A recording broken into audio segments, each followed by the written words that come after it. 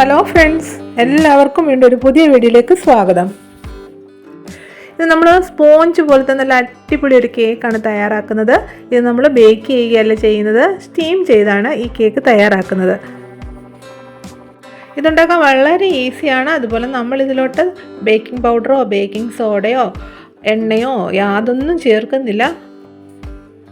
ഈ കേക്ക് ഉണ്ടല്ലോ നല്ല സ്പോഞ്ച് പോലാണ് ഇരിക്കുന്നത്, അതുപോലെ നല്ല സോഫ്റ്റുമാണ്. വീഡിയോ ഇഷ്ടപ്പെടുകയാണെങ്കിൽ നിങ്ങൾ തീർച്ചയായിട്ടും ഒന്ന് ലൈക്ക് ചെയ്യണം. അതുപോലെ നിങ്ങളുടെ ഫ്രണ്ട്സിലും റിലേറ്റീവ്സിനൊക്കെ ഒന്ന് ഷെയർ ചെയ്ത് കൊടുക്കുകയും ചെയ്യണം. ഞങ്ങളുടെ ചാനൽ ഇതുവരെ സബ്സ്ക്രൈബ് ചെയ്യാത്ത കൂട്ടുകാരാരെങ്കിലും ഉണ്ടെങ്കിൽ ഒന്ന് സബ്സ്ക്രൈബ് ചെയ്ത് സപ്പോർട്ട് ചെയ്യുകയും ചെയ്യണേ. എങ്കിൽ ശരി, ഈ കേക്ക് എങ്ങനെയാണ് തയ്യാറാക്കുന്നത് നമുക്ക് നോക്കാം. ആദ്യം നമുക്ക് ഈ കേക്കിന് ആവശ്യമായിട്ടുള്ള പൊടി ഒന്ന് തയ്യാറാക്കി എടുക്കാം. അതിനുവേണ്ടി നമ്മളിവിടെ എടുത്തിരിക്കുന്നത് 1/2 കപ്പ് മൈദയാണ് കേട്ടോ. ഈ മൈദ നമ്മൾ ഇതുപോലൊരു അരിപ്പയിലോട്ട് ഇട്ട് കൊടുക്കുകയാണ്. കൂടാതെ നമ്മൾ ഇതിലോട്ടുണ്ടല്ലോ 1 സ്പൂണ് കോൺഫ്ലവറും കൂടെ ചേർക്കുന്നുണ്ട്. വലിയ സ്പൂണിൽ 1 സ്പൂണ് കോൺഫ്ലവറും കൂടെ ചേർക്കുന്നുണ്ട്. ഇത് രണ്ടും കൂടെ നല്ലതായിട്ട് മിക്സ് ചെയ്ത് ഇതേ രീതിയിൽ ഇതൊന്ന് അരിച്ചെടുക്കണം. ഇങ്ങനെ ഇളക്കി കൊടുക്കുമ്പോൾ ഈ മൈദയും കോൺഫ്ലവറും കൂടെ നല്ലതായിട്ടൊന്ന് മിക്സ് ആവും. ഈ പൊടി ഇതുപോലെ മിക്സ് ചെയ്ത് അരിച്ചെടുത്തതിന് ശേഷം ഉണ്ടല്ലോ വീണ്ടും ഇത് നല്ലതായിട്ട് ഒന്നുകൂടി ഒന്ന് ഇളക്കിയെടുക്കണം.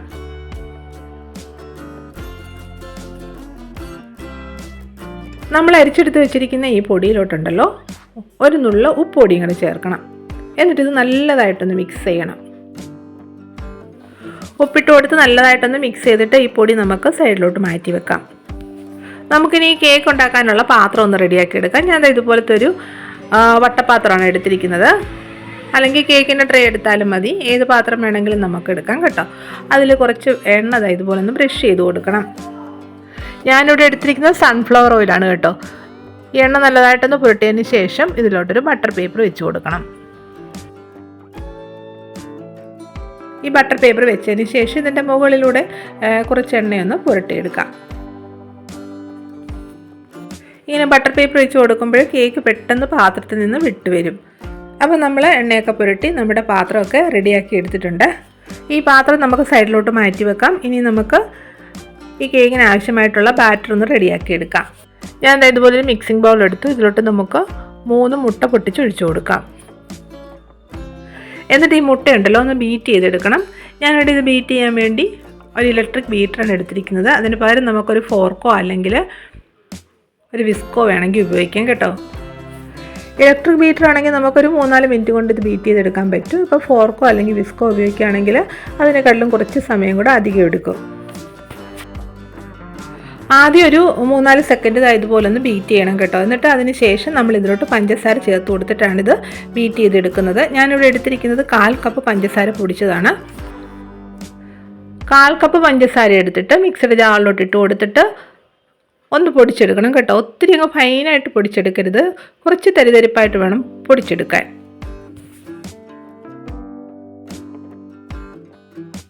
ഇപ്പോൾ നോക്കി നമ്മൾ നല്ലതായിട്ട് ഇതൊന്ന് ബീറ്റ് ചെയ്തൊന്ന് പതപ്പിച്ചെടുത്തിട്ടുണ്ട്. ഇപ്പം നോക്കിക്കാൻ ഇതിൻ്റെ കളർ തന്നെ മാറിയിട്ടുണ്ട്. ആ യെല്ലോ കളറിൽ നിന്ന് ഒരു ക്രീം കളറായിട്ടുണ്ട്.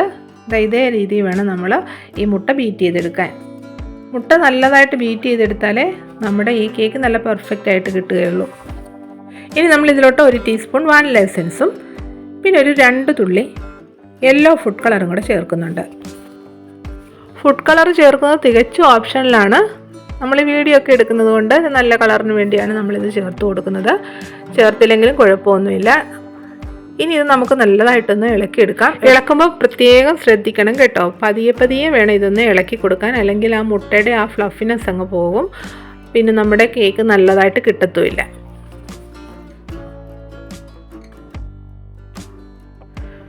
വാനില എസൻസും ഫുഡ് കളറും ചേർത്ത് കൊടുത്ത് നല്ലതായിട്ട് ഇളക്കിയെടുത്തു. ഇനി നമുക്ക് ഇതിലോട്ട് നമ്മൾ എടുത്തു വെച്ചിരിക്കുന്ന പൊടിയുണ്ടല്ലോ അത് കുറേശ്ശെ ഇട്ട് കൊടുത്തിട്ട് ഇതേ രീതിയിൽ പതുക്കെ ഒന്ന് ഇളക്കിയെടുക്കാം. നമ്മൾ ഈ സാധാരണ കേക്ക് ഉണ്ടാക്കുമ്പോൾ നമ്മൾ ഇളക്കുമല്ലോ, അതേ രീതിയിൽ കട്ട് ആൻഡ് ഫോൾഡ് മെത്തേഡിൽ ഇതുപോലെ പതുക്കെ ഒന്ന് ഇളക്കി കൊടുക്കണം. പൊടി ഒന്നിച്ചിട്ട് കൊടുക്കരുത്, 3-4 പ്രാവശ്യമായിട്ട് ഇട്ട് കൊടുത്തിട്ട് വേണം ഇത് ഇളക്കിയെടുക്കാൻ. അല്ലെങ്കിൽ ആ പൊടി ഉണ്ടല്ലോ നല്ലതായിട്ട് മുട്ടയുമായിട്ട് മിക്സ് ആകത്തില്ല.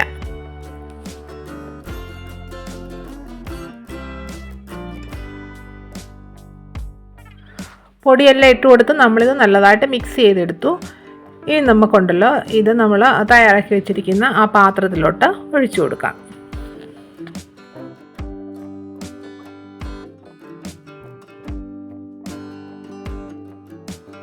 പാത്രത്തിലോട്ട് ബാറ്റർ ഒഴിച്ച് കൊടുത്തിട്ട് ഇതേ രീതിയിലൊന്ന് ടാപ്പ് ചെയ്യണം കേട്ടോ. എയർ ബബിൾസൊക്കെ ഒന്ന് പോകാൻ വേണ്ടി ഇതേ രീതിയിലൊന്ന് ടാപ്പ് ചെയ്ത് കൊടുക്കണം.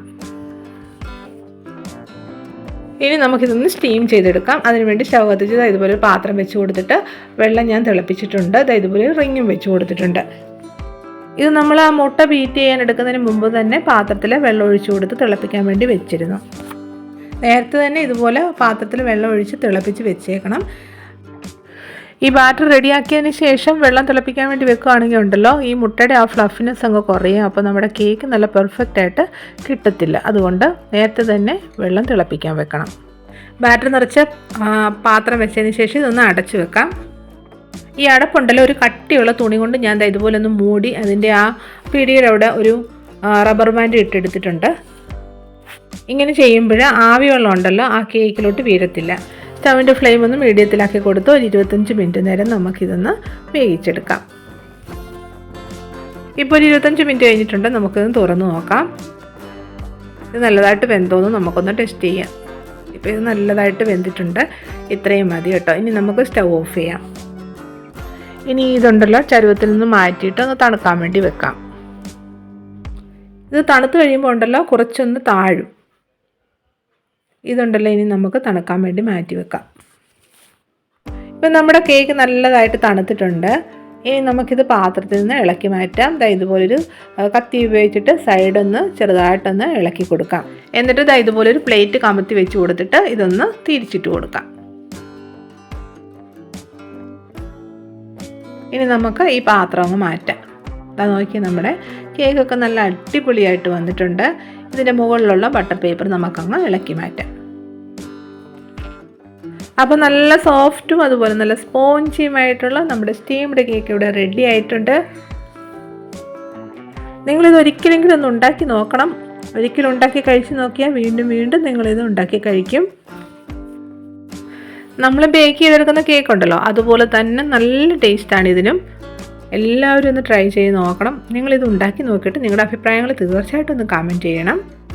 വീഡിയോ ഇഷ്ടപ്പെട്ടെങ്കിൽ തീർച്ചയായിട്ടും ഒന്ന് ലൈക്ക് ചെയ്യണം. അതുപോലെ ഫ്രണ്ട്സിനും റിലേറ്റീവ്സിനും ഷെയർ ചെയ്ത് കൊടുക്കാനും മറക്കരുത്. ഞങ്ങളുടെ ചാനൽ സബ്സ്ക്രൈബ് ചെയ്ത് കാണുന്ന കൂട്ടുകാർ ആരെങ്കിലും ഉണ്ടെങ്കിൽ ഒന്ന് സബ്സ്ക്രൈബ് ചെയ്ത് സപ്പോർട്ട് ചെയ്യുകയും ചെയ്യണേ. പിന്നെ ആ ബെല്ലൈക്കൺ ഒന്ന് എനേബിൾ ചെയ്യാനും മറക്കരുതേ. എങ്കിൽ ശരി, വീണ്ടും ഇതുപോലെ വെറൈറ്റി വീഡിയോ ആയിട്ട് വരുന്നതായിരിക്കും. Bye bye.